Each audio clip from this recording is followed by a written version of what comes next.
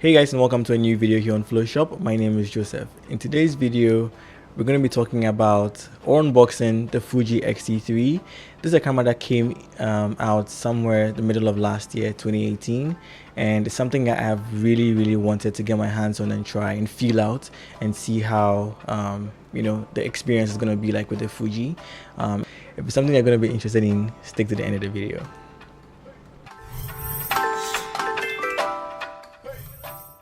Alright, so I'm just going to bring the products out of the box and then we're going to see what's inside the box. So I'm going to move this to the side just a little bit.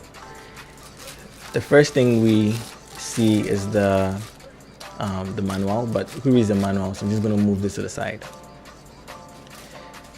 Then it comes with this yellow thingy that I'm not going to read. I think it's even in Chinese, okay, in English, but yeah. And we're going to move into the main business here, which is the camera. So we're going to set this right here. It was sitting in the box, but I'm going to move it to the side. Then there's one more item right here. And okay, so we're going to open that as well. And I think this is what houses the accessories that come with the camera. So like you have a strap, you have a flash, you have the charger, and the battery should be in here somewhere. Okay, I think that's the battery.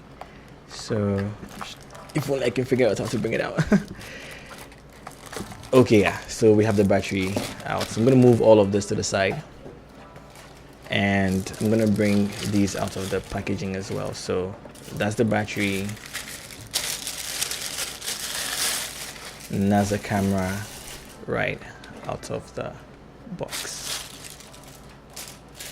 Right, so this is the body of the camera, and right off the bat, holding it, it feels pretty decent. This is the size, I don't know if you can see, but this is the size of the grip, and it's very shallow, especially coming from a 6D, which I had. I mean, it's not a mirrorless camera, so it will be unfair to compare, but that one had a lot of grip. If it held really nicely in my palm, but this I'm sure I would need to adjust just a little bit if I want to get used to shooting with this camera. Also, right off on the top, we have this exposure compensation dial, which it clicks really nicely. It feels really nice, honestly. Like it does basically. And this is what we use to change the shutter speed, and if you keep on turning it, it's going to be clicking. It clicks quite nicely.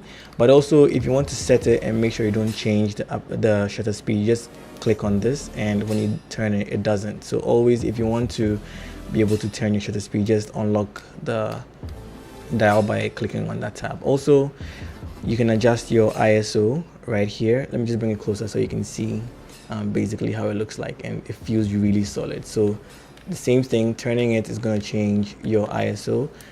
Pressing that button locks it, and then you can I mean, it's not going to be shifting if you are changing your ISO, but then always release it so you can easily change that as well. One thing I also noticed that I really like is the fact that the horseshoe came covered, and this looks better than the Sony.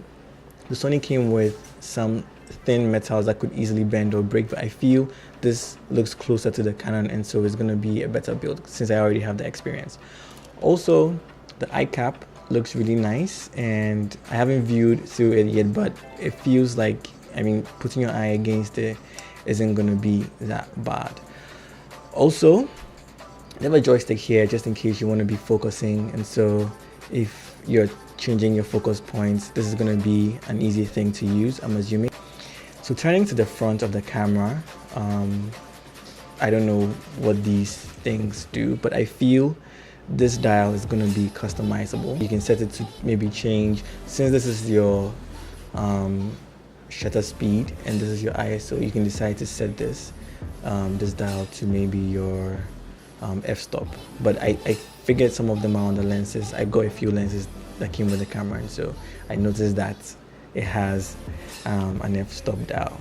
Alright, one thing I also noticed is the fact that you can tilt the screen, and probably when you're shooting from a low angle, you can just hold the camera this way and then be shooting, which is going to make it really, really nice and easy. You don't have that on the 6D, you don't have that on the 5D Mark IV, but you have that on the 6D Mark II and the 80D as well. So it doesn't just flip out like that. You can also hit this button right here, click it, and then you can turn the screen out this way. So looking at it from the top, it just turns to the side. I don't know what use this would be of, but well, they put it there. So thanks, Fuji. All right, now one other thing that people are going to be talking about, I'm sure, is going to be the memory card slots. I know the 6D Mark I, Mark II has just one card slot, and a lot of the wedding photographers were complaining about that. But so opening the door right now, you notice they have one here, two here, and I'm sure it's using 2 SD cards. And so that's a very good thing that Fujifilm has done, and I really, really like it. So once you're shooting, you're backing up automatically. So this is going to be the major part of this whole unboxing thing, and it's just showing you guys the sensor. I love brand new sensors. This is the second time I'm going to see a brand new sensor, because the first camera that I had was a 6D, and this is a sensor. It looks really, really cool, right? It looks really, really cool.